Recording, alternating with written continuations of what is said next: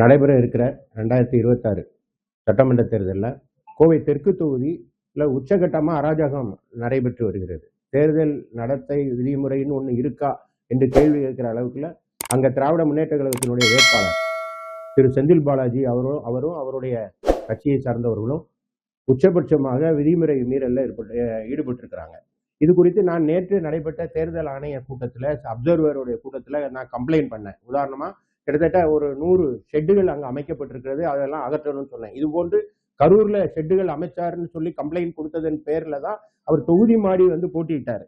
இப்ப இங்கே அதே கரூர் ஃபார்முலாவை கோவை தெற்கில் அவர் இம்ப்ளிமெண்ட் பண்ணியிருக்காரு. அந்த ஷெட்டுகள் எல்லாம் நாங்கள் சீல் வச்சுட்டோம்னு தேர்தல் ஆணையம் சொன்னாலும் அதுல அந்த அன்லாஃபுல் ஆக்டிவிட்டிஸ் தொடர்ந்து நடந்துட்டு இருக்கு, வயலேஷனுக்கு எதிராக. அது மட்டும் இல்லாம எல்லா வீடுகளுக்கும் 5000 ரூபாய் பணம் விநியோகம் பண்ணாருன்னு சொல்றாங்க. உச்சகட்டமா நேற்று கெம்பட்டி காலனியில எல்லா வீடுகளுக்கும் தங்க காயின் கொடுத்தாருன்னு சொல்றாங்க. அப்படின்னா எங்க ஃப்ரீ ஃபேர் அண்ட் எலெக்ஷன் எங்க இருக்கு? எங்கேயுமே நியாயமான தேர்தல் நடைபெறுவதற்கான உசிதம் அங்கு இல்லை.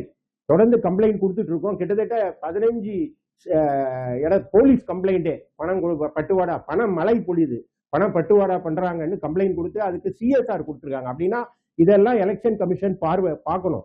இது மட்டும் இல்லாம அவ்வாறு பணம் வாங்க மறுக்கிறவங்க மேல தீவிர தாக்குதல் நடத்துறதுக்கு மிரட்டுறாங்க. உதாரணமா அருள்குமார் அப்படின்னு ஒருத்தர், ராம்நகர்ல இருந்து அருள்குமார்ங்கிறவர் ஒரு கம்ப்ளைண்டே கொடுத்திருக்காரு எலெக்ஷன் கமிஷன்ல. அது மாதிரி விக்ரம் அப்படின்னு ஒருத்தர் கோவை காட்டூர் பகுதியை சேர்ந்தவர், அவரு தேர்தல் ஆணையத்திற்கு ஒரு மனு கொடுத்திருக்காரு. நாங்க பணம் வேண்டான்னு சொன்னா நீங்க என்ன மறுக்கிறீங்க அப்படின்னு சொல்லி எங்களை மிரட்டி கொலை செய்ய மிரட்டுறாங்க அவங்களுடைய அடியாட்கள். கரூர்ல இருந்து வந்திருக்கிற ரவுடி பட்டாளங்கள் இது மாதிரி செய்யுதுன்னு. அப்போ அங்க தேர்தல் நடைபெற்றா அது நியாயமா இருக்குமா அப்படிங்கிற கேள்வி எழுது. எனவே நான் தேர்தல் ஆணையத்துக்கு அனைத்து இந்திய அண்ணா திராவிட முன்னேற்ற கழகத்தின் சார்பில் ஒன்றை கேட்கிறோம். உடனடியா அதுல உறுதியா நடவடிக்கை எடுத்து அங்க இருக்கிற ரவுடிகளை அப்புறப்படுத்தணும். அங்கு நேர்மையான தேர்தல் நடைபெறுவதாக உறுதி செய்யணும்.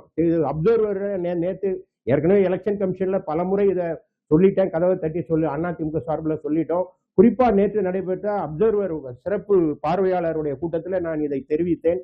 இன்னும் முறையா நடவடிக்கை எடுக்கப்படாமல் இருக்கிறது. கிட்டத்தட்ட 15 போலீஸ் புகார்களை நேற்று நைட் வரை 15 போலீஸ் புகார்கள். போலீஸ் என்ன எஃப்ஐஆரே போடல.